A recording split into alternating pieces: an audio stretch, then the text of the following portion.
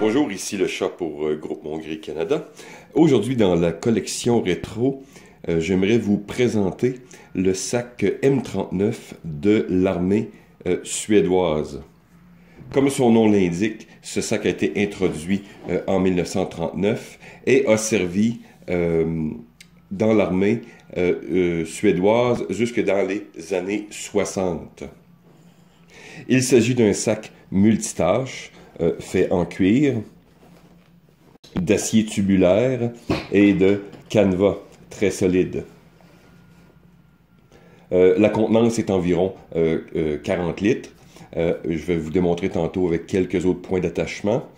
Et notez aussi que ces sacs ont été faits à la main. Et c'est ce qui permet de voir quand même une certaine qualité. Vraiment. Et ces sacs réputés pratiquement indestructibles. Maintenant, regardons ce sac un peu en détail. Le système d'armature et de suspension sont de type Bergens, de son inventeur Ole F. Bergens de Norvège, inventé en 1908. Les sacs Bergens, qui est une compagnie qui existe encore, sont réputés les meilleurs au monde. Et je n'en doute pas puisqu'ils sont en dotation dans plusieurs armées actives, britanniques. J'ai un exemple, vous allez voir sur l'image d'un Bergens de l'armée belge M97. Donc, voilà, vous avez quelque chose de très fiable et de très solide.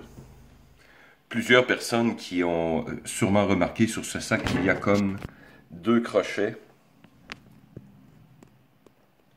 de chaque côté.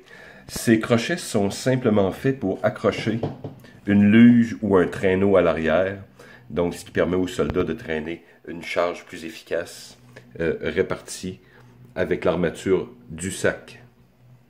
Une autre particularité de ce sac sont les sangles d'épaule qui terminent par un crochet. Vous avez une ceinture de stabilisation assez petite. Le pourquoi de ces crochets est simplement pour accrocher sur la ceinture principale du soldat sur les portes-chargeurs. Pour évidemment faire une meilleure répartition de la charge. Je n'ai pas les porte-chargeurs de l'époque, mais j'ai sous la main des chargeurs français de masse 49 qui démontrent quand même assez bien le pourquoi de cette chose. Je pense aussi j'ai une photo originale, donc je vais vous la montrer, du pourquoi de cette chose.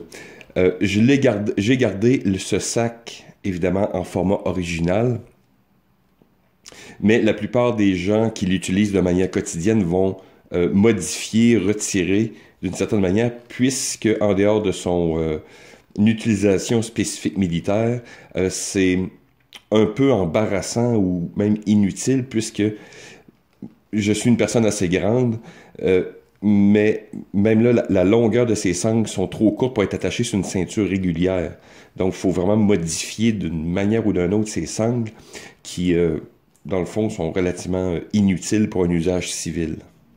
Et pour la poche extérieure, vous avez 2 fermetures en cuir, 2 boucles métal et cuir pour la fermeture du rabat.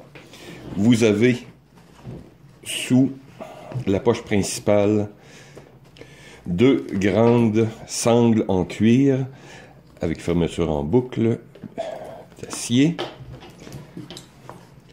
pour bien sûr mettre son sac de couchage ou toute autre chose. Et sur le côté, vous avez 2 sangles supplémentaires pour bien sûr attacher une pièce d'équipement qui était une hache ou une pelle. Et la fermeture principale est simplement une corde qui passent dans des anneaux de laiton. Et l'intérieur du sac est très simple. Donc, le contenant principal et sur le panneau frontal, vous avez une petite poche sans fermeture, sûrement pour peut-être un kit d'hygiène ou de nettoyage de son arme. Le format me semble approprié. Je vais mettre une image un peu plus claire. Donc voilà, rien de très compliqué ici. Quand ce sac est bien ajusté, il est confortable. Le problème, c'est quand vous voulez le mettre ou l'enlever, vous allez vous accrocher souvent dans les crochets ou évidemment les fameux sangles à porte-chargeur. Donc voilà. Quand j'ai acheté ce sac pour une bouchée de pain dans un surplus, je ne savais pas la valeur sur le marché des sacs M39. L'endroit où j'ai trouvé le moins cher est environ 50 $. Et la moyenne, j'ai vu sur un site qui vend beaucoup des propriétés du M39, et même sur certains sites chinois, je l'ai vu environ pour 100 $. J'ai vu des reproductions aussi.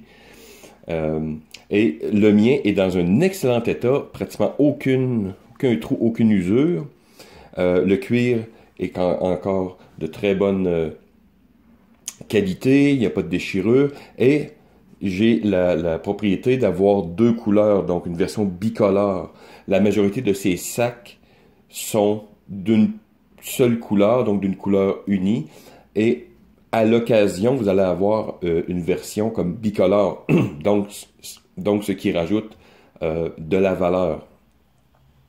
Bref, il s'agit d'une belle petite pièce vintage que vous pouvez vous servir, bien sûr, comme décoration collection ou comme sac de tous les jours. Ce qui est intéressant, c'est qu'il y a un look, ce que j'appelle le écolier. Vous avez une durabilité militaire, mais vous n'attirez pas l'attention. Donc, ça peut faire un très bon sac d'évacuation avec un très bon chargement. Et vous voyez, les options sont minimalistes, mais tout à fait fonctionnelles. Donc, je crois qu'il y a plusieurs options que vous pouvez. Et si vous avez la chance de naviguer un peu sur Internet ou peut-être dans certains surplus quand vous fouillez, ou même dans des marchés aux puces, vous allez à l'occasion trouver ces types de sacs et les gens n'ont aucune idée de qu'est-ce qu'ils vendent, ou ils trouvent les choses inutiles, ils disent ah, qu'est-ce que c'est que cette chose-là. Donc, vous allez peut-être comme moi trouver ça pour une bouchée de pain. Sinon, comme je vous dis, c'est un sac qui vaut tout à fait la peine d'être acheté, comme l'autre sac allemand que j'avais fait une vidéo dans les années précédentes. Vraiment très intéressant. Donc voilà, j'espère que vous avez aimé cette petite vidéo sur le sac M39 de l'armée suédoise. Donc n'oubliez pas de vous abonner, laissez des commentaires et on se dit à la prochaine.